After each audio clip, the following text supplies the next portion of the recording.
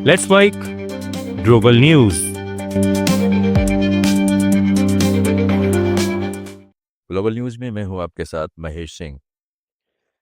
अमेरिकी कांग्रेस ने 2026 के वित्तीय वर्ष के लिए national defence authorisation act pass किया है। इस विधेयक में भारत के साथ रक्षा सहयोग को बढ़ाने पर जोर दिया गया है। अमेरिका क्वाड के माध्यम से भारत, जापान और ऑस्ट्रेलिया के साथ साथ मिलकर एक स्वतंत्र और खुला हिंद प्रशांत क्षेत्र बनाए रखने की रणनीति अपनाएगा। विधेयक में कहा गया है कि अमेरिका रक्षा मंत्री को हिंद प्रशांत क्षेत्र में रक्षा गठबंधनों और साझेदारियों को मजबूत करने के लिए कदम उठाने चाहिए, ताकि चीन के साथ रणनीतिक प्रतिस्पर्धा में अमेरिका की तुलनात्मक लाभ बढ़ सके। इसमें द्विपक्षीय और बहुपक्षीय सहयोग, सैन्य अभ्यासों में भागीदारी, रक्षा व्यापार का विस्तार और मानवीय सहायता तथा आपदा प्रतिक्रिया में सहयोग शामिल है। इसके अलावा भारत के साथ समुद्री सुरक्षा पर सहयोग बढ़ाने और रक्षा उद्योगों के बीच तालमेल मजबूत करने पर भी जोर दिया गया है।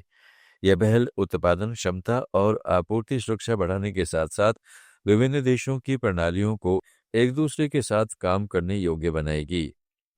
अमेरिकी राष्ट्रपति डोनाल्ड ट्रंप ने नेटफ्लिक्स और वार्नर ब्रदर्स के बीच हो रही $75 बिलियन की डील पर चिंता जताई है। ट्रंप का कहना है कि नेटफ्लिक्स का मार्केट शेयर पहले से ही बहुत बड़ा है और यह मर्जर इसे और बढ़ा सकता है। उन्होंने कहा है कि ये इस डील के फैसले में खुद शामिल रहेंगे और चाहते हैं कि मार्केट में बैलेंस बना रहे। नेटफ्लिक्स ने वार्नर ब्रदर के फिल्म, टीवी स्टूडियोज और HBO मैक्स को खरीदने का ऐलान किया है। डील के तहत वार्नर के कुछ चैनल्स जैसे CNN और डिस्कवरी अलग रहेंगे। कंपनी का कहना है कि यह खरीदारी उनके कंटेंट पोर्टफोलियो को मजबूत करेगी और दोनों प्लेटफॉर्म्स के 43 करोड़ से ज़्यादा यूजर्स को एक साथ लाएगी। विशेषज्ञों का कहना है कि इस मर्जर से नेटफ्लिक्स का स्ट्रीमिंग मार्केट में दबदबा बढ़ेगा और एंटी ट्रस्ट चिंताएं भी बढ़ेगी। डील अगले साल की पहली तिमाही में पूरी होने की उम्मीद है, बशर्ते रेगुलेटरी अप्रूवल मिल जाए।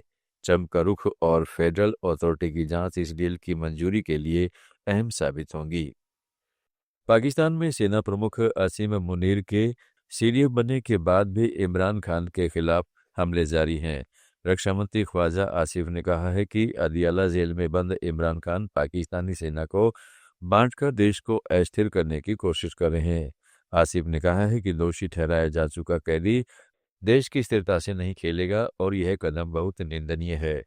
ख्वाजा आसिफ ने भारत को लेकर भी धमकी दी और दावा किया है कि ऑपरेशन सिंदूर के दौरान भारत को भी भारी नुकसान उठाना पड़ा।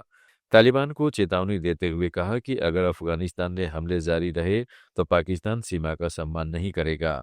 इसी बीच सरकार ने इमरान खान से उनकी बहन उज़्मा की मुलाकात पर रोक लगा दी है और जेल के बाहर कानून व्यवस्था बनाए रखने का भरोसा दिलाया है। पाकिस्तानी अधिकारी स्पष्ट कर चुके हैं कि देश की स्थिरता और सुरक्षा निजी राजनीति से ऊपर है। बांग्लादेश की पूर्व प्रधानमंत्री बेगम खालिदा जिया के बेटे और BNP के एक्टिंग चेयरमैन तारिक रहमान ने जमात इस्लामी पर तीखी आलोचना की है।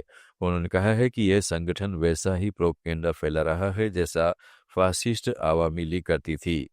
तारिक रहमान ने आरोप लगाया कि 1971 में जमात-ए-इस्लामी ने राजनीतिक फायदे के लिए लाखों लोगों को मारा और महिलाओं के साथ अपमानजनक व्यवहार किया।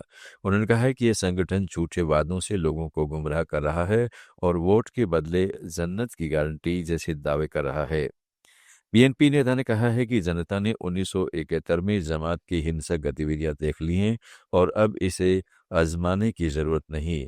उन्होंने यह भी बताया है कि BNP ने 2001 से 2006 तक भ्रष्टाचार कम करने और देश की स्थिति सुधारने के लिए कदम उठाए। तारिक रहमान का यह बयान भारत के लिए सकारात्मक और पाकिस्तान के लिए झटका माना जा रहा है, क्योंकि जमात इस्लामी पाकिस्तान से समर्थन प्राप्त है और भारत विरोधी बयानबाजी के लिए कुख्यात है।